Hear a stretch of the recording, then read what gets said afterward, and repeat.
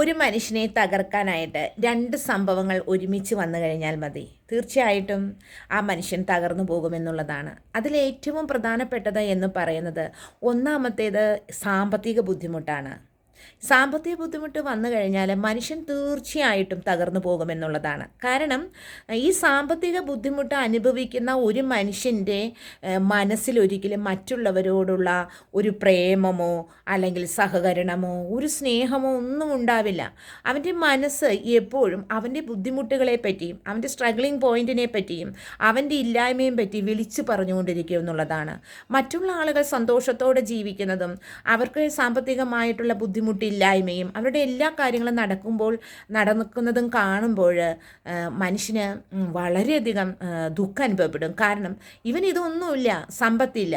അപ്പോൾ സാമ്പത്തിക ബുദ്ധിമുട്ട് ഏതൊരു മനുഷ്യനെയും തകർക്കുന്ന സംഭവമാണ് എന്നുള്ളതാണ്.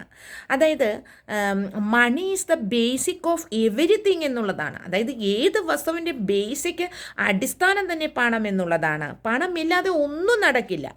ഇപ്പോൾ നിങ്ങൾക്ക് എന്തെങ്കിലും ഒരു സാധനം നിങ്ങൾക്ക് വേണം, അതിന് സ്നേഹം കൊടുത്താൽ മതിയോ? പറ്റില്ല, പണം തന്നെ കൊടുക്കണം. നിങ്ങളൊരു സൂപ്പർ മാർക്കറ്റിൽ പോയി കുറച്ച് സാധനങ്ങൾ വാങ്ങിച്ചു, സ്നേഹം കൊടുത്താൽ മതിയോ? പോരാ, പണം തന്നെ കൊടുക്കണം. നിങ്ങൾക്ക് പുറത്തിറങ്ങി നിങ്ങൾക്ക് ഒരു ജ്യൂസ് കഴിക്കണം, സ്നേഹം കൊടുത്താൽ മതിയോ? പോരാ, പണം തന്നെ കൊടുക്കണം.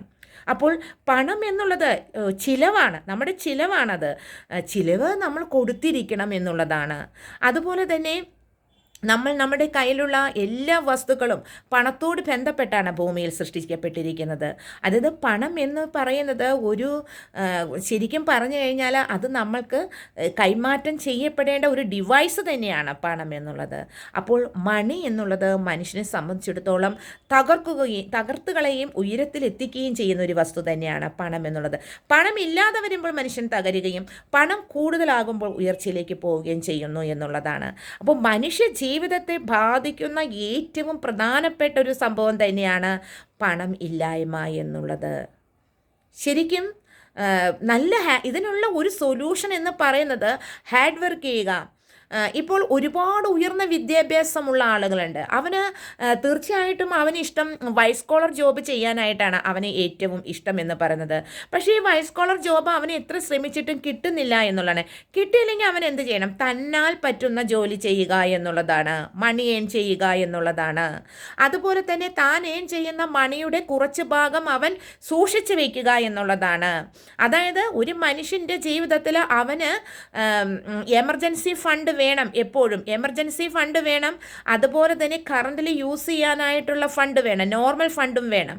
നോർമൽ ഫണ്ട് അവൻ തീർച്ചയായിട്ടും നിത്യോപയോഗ ജീവിതത്തിൽ ഉപയോഗിച്ചുകൊണ്ടിരിക്കുകയാണ്. എന്നാൽ എമർജൻസി ഫണ്ട് തീർച്ചയായിട്ടും അടിയന്തര ആവശ്യത്തിലേക്ക് അവൻ എടുക്കാൻ കരുതി വയ്ക്കേണ്ടതാണ്. അപ്പോൾ തീർച്ചയായിട്ടും പണം എന്ന് പറയുന്നത് മനുഷ്യനെ സംബന്ധിച്ചിടത്തോളം ഏറ്റവും അത്യാവശ്യകരമായിട്ടുള്ളൊരു കാര്യമാണ്. പണമില്ലെങ്കിൽ അവൻ അവിടെ തള്ളപ്പെടുന്നുണ്ട്. പണമില്ലാത്തതിൻ്റെ പേരിൽ ഞാൻ എന്തുമാത്രം അനുഭവിച്ചിട്ടുണ്ട് എന്നറിയാമോ? ഞാൻ ഒരുപാട് പേരുടെ സഹായം ആവശ്യപ്പെട്ടിട്ടുള്ളൊരു വ്യക്തിയാണ്. പക്ഷേ ഇന്ന് എനിക്ക് ആവശ്യമുള്ള പൈസ ദൈവം പല വഴികളിലൂടെ എത്തിക്കുന്നു എന്നുള്ളതാണ്. വലിയ സമ്പാദ്യങ്ങളില്ലെങ്കിൽ പോലും എനിക്ക് ജീവിക്കാനുള്ള പണം ആ സമയത്ത് ദൈവം എത്തിക്കുന്നു എന്നുള്ളതാണ്. അതായത് ഞാൻ ആ ദൈവത്തെ ധ്യാനിക്കുന്നു, ദൈവത്തോട് ഞാൻ പ്രാർത്ഥിക്കുന്നു എന്നുള്ളതാണ്. അപ്പോൾ നിങ്ങൾ ഓരോ മനുഷ്യരും അറിയേണ്ട ഒരു കാര്യം, സമ്പത്തില്ലായ്മ, പണമില്ലായ്മ മനുഷ്യനെ കൊണ്ടുപോയി നാശത്തിലേക്ക് ചാടിക്കുമെന്നുള്ളതാണ്.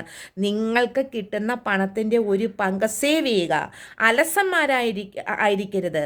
മടി കൂടാതെ ഏത് ജോലിയും ചെയ്ത് പണം സമ്പാദിക്കാനുള്ള മനഃശക്തി നിങ്ങൾ നേടിയെടുക്കുക എന്നുള്ളതാണ്. ഇതാണ് പണമില്ലായ്മയാണ് മനുഷ്യനെ തകർക്കുന്ന ഒന്നാമത്തെ വിഷയം എന്ന് പറയുന്നത്. ഇനി ഞാൻ അവസാനം കൺക്ലൂഷനോടുകൂടി പറയാണ്, പണം അത്യാവശ്യമാണ്. സ്നേഹം കൊടുത്തിട്ട് കാര്യമില്ല, പണം വേണം എന്നുള്ളതാണ്. ഈ സൊസൈറ്റിയിൽ നമുക്ക് ജീവിക്കണമെങ്കിൽ പണം വേണം. ഇനി രണ്ടാമത് മനുഷ്യനെ തകർക്കുന്ന ഏറ്റവും പ്രധാനപ്പെട്ട ഒരു വിഷയമാണ് രോഗം എന്നുള്ളത്. രോഗം നമ്മളെ തകർത്തുകളയും. നമ്മളുള്ള സമ്പാദ്യത്തെ രോഗം തകർക്കും, നമ്മുടെ മനഃശക്തിയെ രോഗം തകർക്കും, നമ്മുടെ ഹെൽത്തിനെ രോഗം തകർക്കും, നമ്മുടെ ആത്മവിശ്വാസത്തെ തകർക്കും എന്നുള്ളതാണ്. അപ്പോൾ ഈ രോഗം വരാതിരിക്കാൻ നമ്മുടെ ഹെൽത്ത് നല്ലവണ്ണം പ്രൊട്ടക്റ്റ് ചെയ്യുക എന്നുള്ളതാണ്. മനസ്സിനെ മറ്റുള്ളവർ എന്തെങ്കിലും പറഞ്ഞാൽ പോലും മനസ്സിനെ താങ്ങി നിർത്താൻ കഴിവ് സമ്പാദിക്കുക എന്നുള്ളതാണ്. കറക്റ്റായിട്ട് ഉറങ്ങുക എന്നുള്ളതാണ്. കറക്റ്റായിട്ടുള്ള ഫുഡ് കഴിക്കുക എന്നുള്ളതാണ്. എല്ലാത്തിലും ജീവിതത്തിൽ ഒരു ലൈഫ് റൊട്ടീൻസ് കൊണ്ടുവരിക എന്നുള്ളതാണ്. മാക്സിമം രോഗം വരാതെ സൂക്ഷിക്കുക എന്നുള്ളതാണ്. അപ്പോൾ 2 കാര്യങ്ങളാണ് മനുഷ്യരുടെ ജീവിതത്തെ നശിപ്പിച്ച് കളയുന്ന കാര്യങ്ങൾ.